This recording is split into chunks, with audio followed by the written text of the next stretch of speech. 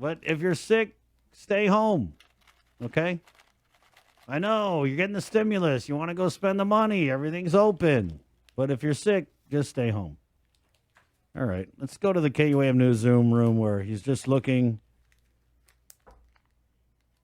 very well rested.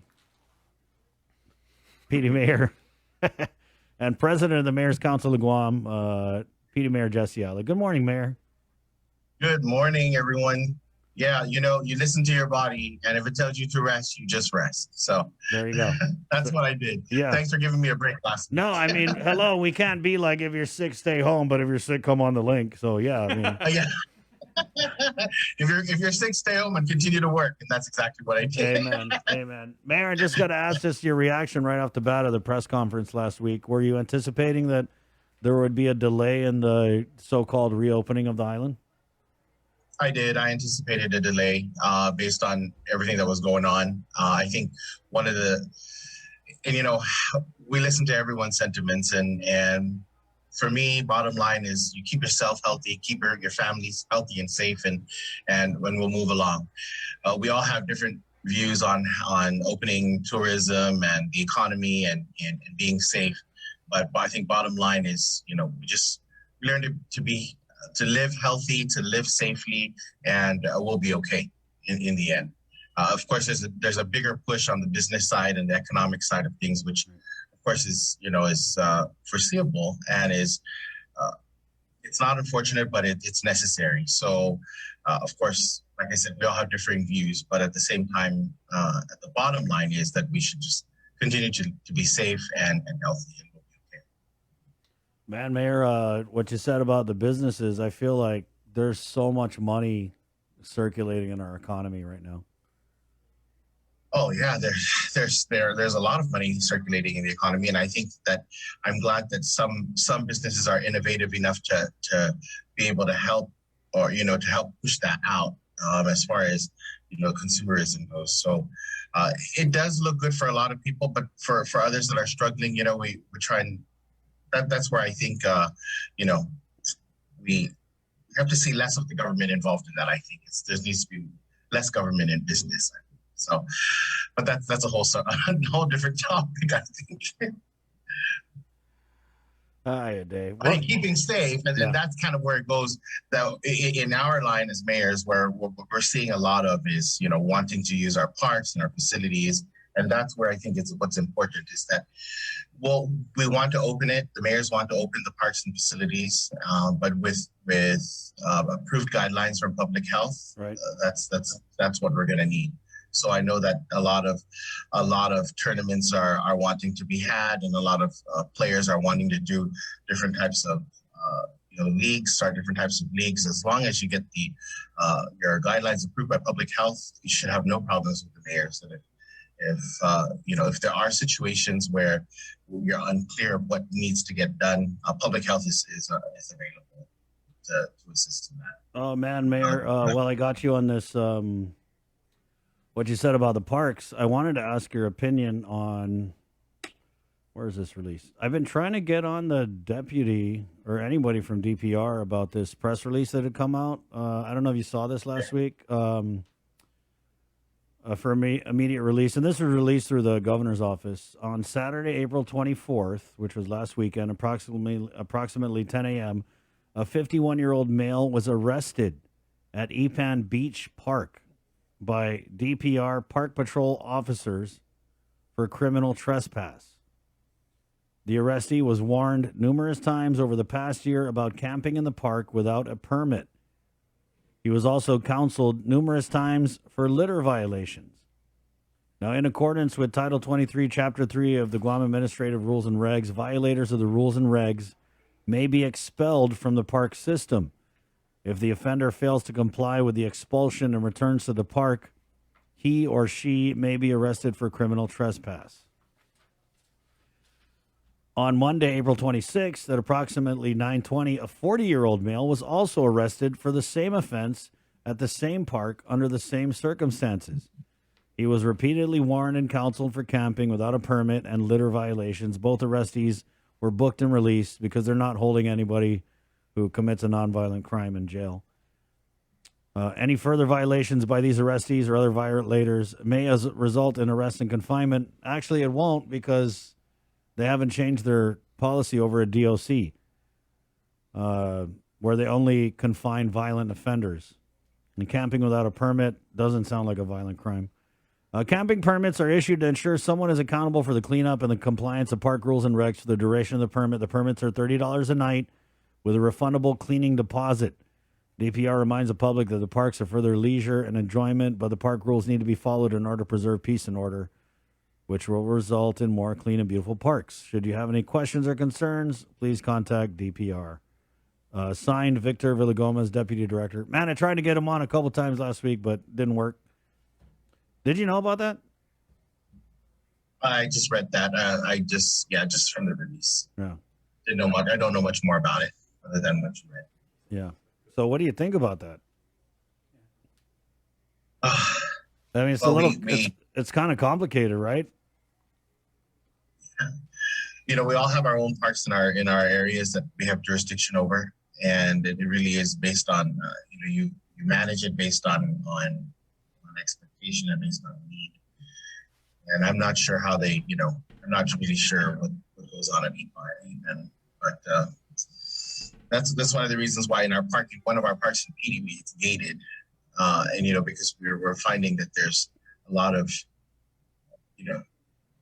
loitering going on. And so we want to, it is a government facility. There is water, there is power, and perhaps they have other issues as to why they're there, right? And of course, that just leads us into the whole homelessness situation. So, that could be. I can't comment on what actually happened and how they actually. I don't want to comment on how they handled that as far as the two. Right. Go. But yeah, it is unfortunate that DOC is not able to keep any of those arrestees at their facility. Right, and that means everybody. That's what we're seeing in other issues, and not only just those types of things, but even through the neighborhood watch program, when they do a call in and there's an arrestee or there's someone that is arrested, we have those issues about the being booked and released, and so. It's kind of, I hate to equate it to the animal problem, but it's the same situation. Kind of, with our animals, we catch the dogs and we try to turn them into game, but we can't because they're full. Right. So we take them back and they end up back in. So it's a big problem all around. Yeah, it is. And that's where I think a lot of the stimulus money perhaps should go. Yeah. Let's just switch gears on that. So the American Rescue Plan, we haven't gotten the money yet, according to Adeloop. But I know the governor had wanted to meet with the senators about prioritizing spending with this American Rescue Plan. What's you guys' conversation with the governor on what the mayors are going to get and what it's going to be used for? Oh. We're looking at, of course, we're trying to replace some of our old fleet that we have. For many of the mayors have vehicles that are over 10 years old, and just kind of, we're just every day trying to fix our vehicles to get them running, to keep the villages maintained. One of our issues was that some of the vehicles that we purchased at the beginning of the pandemic, from GSA, we offered to the pandemic response team through public health to utilize them for a few months. And so, we gave that up a little bit at the beginning of the pandemic. And so we're hoping that we can get some type of replacement of those vehicles for each of the mayor's offices to help not only with our continued work with the pandemic, but our regular maintenance work, because we continue to still do those ancillary services, the senior meals, senior meal deliveries, and we still help out the schools with their student packets, even though that most of them are going back to school. We still get student packets, and so if the school can't find them, then we try and help the school find them, in the villages. So we still continue to do that to this day. One of the other things that we're hoping that we can get out of all of this money is an increase in our maintenance money so that we can continue to maintain our villages. We do have money from the recycling revolving fund, but that's proving to not be sufficient to clear all the trash out. And so we're hoping that we could get some help with that part of our responsibility. What? And Do you, what? Wait, so back up. Sorry, Mayor. What do you mean the recycling revolving fund is not enough money to do what? To pick up all the abandoned vehicles, or? yeah, abandoned vehicles, all the recyclables, and then but that does not even include trash, right? So we still have to pay for trash. So regular trash, all the mayor's offices have one dump a day, and beyond that, we have to pay for it. And all the larger villages, even the medium-sized villages, need to dump more than once, and so that comes out of our district funds to pay to GSWA. And so we're hoping that with some assistance from this additional funding, we're hoping to at least get back what we did not get in fiscal 21. So that's kind of I believe somewhere around 2.3 million just for the maintenance side of things. Mayor, so you're saying that the recycling revolving fund is what? Is it out of money or just low? No. They're not out of money. You were given 1.3 million this fiscal year. Yeah. We continue to use it, but our internal process is that we do it in phases so that there's hopefully better accountability on the mayor's side to our admin office and from our admin office to EPA. So we first started with the abandoned vehicles. Of course, we all have issues with procurement because we can only, per vendor, per account, we can only spend up to $25,000. After that, we have to start anew. And so this is not emergency procurement. So we're gonna have to go through the whole cycle again. Ooh, burn. So there are issues with how we can expend this money and the total amount that we can spend per vendor. And there's not a plethora of recyclable vendors on Guam. I think there's only 2 vendors that accept the vehicles, and so once you've maxed that out, you kind of have to wait for the process to go through and then start over again. And so that's our difficulty, especially, like I said, with the larger villages who already met their max of $25,000 for the abandoned vehicles. And the issue that we have there is that we cannot really shop around as to get the cheaper disposal rate, because if there's only 2 vendors and both vendors charge X amount of money, then that's just kind of what we have to go with. Otherwise, we're dealt with the same trash, and we have to handle that. We have to deal with that trash that's not disposed. So we have to pay that amount unless there's another vendor on the island that approved by EPA that accepts the vehicle at a cheaper price. So that's our bigger problem with the abandoned vehicles. With the tires, again, there's only one vendor that accepts it, and we are at their mercy based on their capacity as well. And so I know that we're not collecting batteries at the moment because the facility is there's an issue with the facility. I don't know what the issue is, but they typically take care of it, and then we can go back in another week or 2 and continue to dispose the tires. But that's our issue, is when you get to a certain amount of money per PO per vendor, it's kind of so Mayor, it's got nothing to do with the $500,000 that we gave to the UOG environmental group. No, it does not. Okay. No, it does not. It does not. And I have to tell you though, Chris, in that, I know I was one of those mayors that led the fight against that. In a few hours, we were able to get that to the legislature. But if I had known, again, the miscommunication, right? If I had known the intent and the purpose of this money and this fund, then of course we would have been supportive, and that we would understand that our money to the Mayor's Council of Guam would not be jeopardized. As a matter of fact, I think I'm one of the few mayors that have signed on with the G3 initiative for their badge program. And that's because, again, we communicated with them and I understand their program and I feel it's beneficial. My council believes it's beneficial. And as a matter of fact, I think we've achieved badge 1 and 2 of the program. So again, it really is about communication and making sure that we all understand what's going on. And then, we'll be able to make an informed decision. That's, again, bottom line for us. Mayor, can we get an update on the stray dogs? The stray dogs, I know there's still the issue of capacity at gain. I know that they continue, Mayor Paco and his group continue to pick up dogs and cats throughout the island. They turn in, I don't know what the total count is. I know that it's already in the hundreds. But I don't have a complete total. It's not as I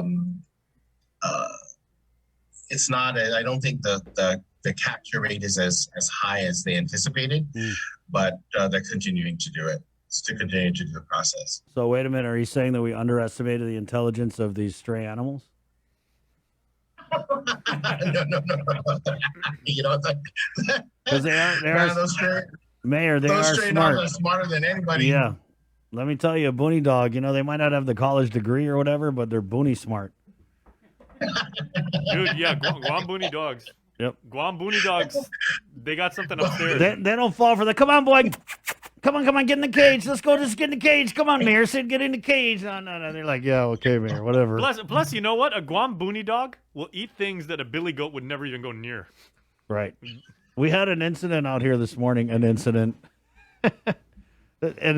boony dogs. So we came up, I don't know who had thrown away a box of pizza. There was still some pizza in it, but these 2 boony dogs took it out of the trash, and when I got down, they were in the process of trying to get the box out of the trash bag. And then they saw me and they kind of backed off. So, me being the good Samaritan I am, well, it wasn't me actually. So they're your dogs. No, so we took the pizza out and the dogs were they were still kind of I don't know what's going on. It's kind of weird. Why are they being nice to us? We don't know. And then we went inside and we saw that they came up and they're actually eating the pizza. So yeah, they're not just stupid to just fall for whatever. You know what I mean? So yeah, it's got to be difficult. It's got to be difficult for you guys to catch these dogs. Yeah, it is. Like I said, there's an old school way and the new school way, and for a lot of them, the old school way works. I can't explain that process, but I just know that the old school way works a lot better for some of them. The new school way is you set the trap and hope and pray it goes in and it closes and you capture the dog. And so that's basically what most of us are doing these days. Yeah, you open the trap and then you go pray the rosary that the dog will go. Yeah. Light a candle. Yeah, that's right. Because Mayor was on another subject. Okay, right Bill on. 116 this week. Which one's that? There is a public hearing on Bill 116. Senator Sabrina Perez, I believe, is the author of that bill, and there are several co-sponsors along party line, not along party lines, bipartisan support. Yeah. And I think it's a bill that affects the mayor's council because one of the things that a lot of the mayors have been talking about was, if they're going to issue citations for littering, even for the dog citations, they want to see a lot of that money come back to the municipality for whatever cleanup and for whatever purpose is necessary on the village level. And so this Bill 116 amends the current law, and it does allow for some of this citation money to be returned to the apprehending officer's agency or jurisdiction. So I'm hoping that some of the mayors that are not willing to issue citations because of this are supportive of this bill. I believe will it help illegal dumping? I believe it will in one way. It does increase. I'm not a big fan of increasing fees, but it does increase the fine, I believe, from 200 to 500 with a max of 1,000. But what I think is the better option here is the conversion of those fines to community service work. And so that's probably, back in the day, I mean, I'm sure Chris, we we never got paid to go break the leaves and to do all those kinds of things out in the yard. You just had to do it, and it's kind of I'm hoping that with the conversion into community service, hopefully, if a perpetrator or a person who illegally dumps knows that they actually have to perform community service and not just fork out cash because they have the cash, then perhaps that'll be a bigger deterrent. There's this different, again, with this and like and a lot of other topics, there are differing views and how we can curb illegal dumping. And KUN, you guys did a great job about this month on trash, and so I'm hoping that this bill and the amendment to the current law, current statute will help with. I think we need to put some signs on these people.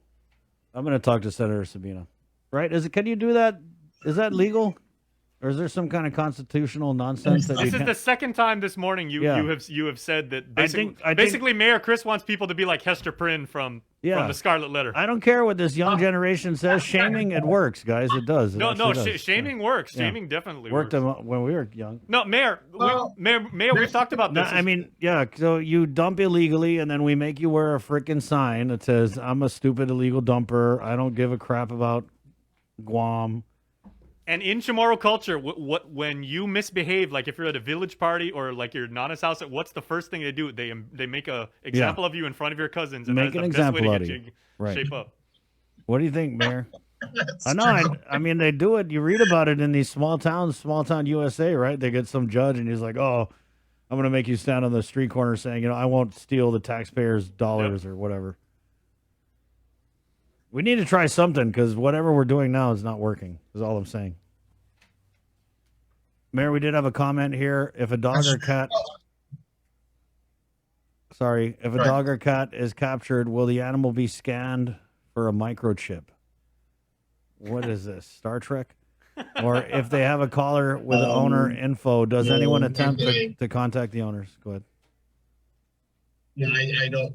I'm not on the mayor's office side. Perhaps on the animal control side or the game side, they would do it. I don't believe that's an active process. But I know it's something that between agriculture and game, they wanted to get to that point by microchipping all the dogs and all the animals. Yeah.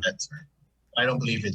From the mayor's office's side, no, we don't scan for microchips. Do they have it though? They have that scanner thing at Gain, right? Correct. Right. Yeah. That's correct. Okay, so but going back to Bill 116 and going back to the whole Scarlet Letter deal. Yeah. The community service part, and I think that's important because if you're walking on the side of the road picking up trash on Marine Corps Drive, people are gonna want to know, or people always want to know, hey, what are they doing over there? What's going on over there? But if there's a single person, a lone person walking on the side of the road picking up trash, someone's gonna know. I think that's Scarlet Letter enough. No, because some people do it out of their own free will to help. Like there's a Korean guy that does East Agania. I've got a lot of neighbors who just do that. They just walk along when they're going out for their morning constitutional, and they'll just like bring they'll bring like a Well, here's an interesting comment, Mayor Rosemary LaGuardia. She's one of our she's on super top fan. Yeah, she really isn't very well informed. She has some good points of view. She goes, with all the illegal dump sites reported, why does that not constitute a state of emergency to allow the offices of the mayors to obtain the funds needed to clear this out? That's a good point, because we have a state of emergency for the GovGuam computer. We do. We have a state of emergency for the GovGuam, the computer of the GovGuam, since December of last year, but we don't have a state of emergency for this freaking illegal dumping? Doesn't make sense, sir. It doesn't. Why would we have a state of emergency for a GovGuam computer that is actually still working? It's not like you guys aren't getting paid or anything. They want to go spend 20-some million on a GovGuam computer, and probably because they don't like it's probably some personal thing. Sorry, Mayor. But I'm just saying, this ain't a state of emergency. Anyway. Mayor, anything in closing? Boy, you're biting your tongue. You know it's bad when Mayor Alec's biting his tongue because he usually got no problem saying it out. Well, it's Well, Chris, Viva Guam. Viva Guam. That's it. That's it. Viva Guam. All right, Well, Mayor. no, I don't have any updates. Any other updates other than the trash and that Bill 116 that was quite interesting for, I think, important for us. Yeah. Other than that, we do have our regular meeting this Wednesday again at the Winning Senior Citizen Center. Capacity is limited, so just if anyone wants to, well, the media is always there, so they report on what happens there. Yeah. That's what's going on this week. Thanks, Chris and Jason. I appreciate the time again. Mayor, just last question. Senior centers, what's the timeline? Are we still waiting for PCOR 4? We're what? No, we don't. No, I'm not going by PCOR 4. I think we're going by what is going to be safe for the Manamco at this point. I know that there's a lot of talk about opening, and we're not, between public health, the mayor's offices, and the governor as well. We want to be able to open safely, and so if we cannot have 100% occupancy in the centers, then we're not going to open. I know there's definitely talk about staggering schedules for the Manamco, but one of our bigger issues with staggering that and opening the centers is the staff that we currently employ to run those centers are also delivering over 1,000 meals a day. Right. Yeah. And so, that'll hamper our operations either way. Okay, so, Mayor. No, we're not opening just yet, and we should get sufficient notice, before opening. We're hoping at least 30 days before to open. Okay, we'll certainly Mayor. let you know. Appreciate it. Yes, we had a funny comment here before we let you go. Bev writes in, the government needs to upgrade the computers for the online poker gambling. So there's a little bit of a lag, right, Jay? There's a lag. It's dragging. Thank you, Mayor. Yeah, whatever happened with that online poker gambling thing? Dude, we asked everybody about that. And I thought it was sort of funny that it kind of started at the airport. Remember we had asked the